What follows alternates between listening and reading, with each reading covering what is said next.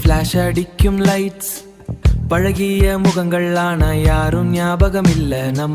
நம்ம கத்துன டீ கடை இப்போ பெருசா மாறி போட்டு, இதெல்லாம் நம்ம கூட இருந்துச்சா இல்லனா கற்பனையில மட்டும் வாழ்ந்த கதையா?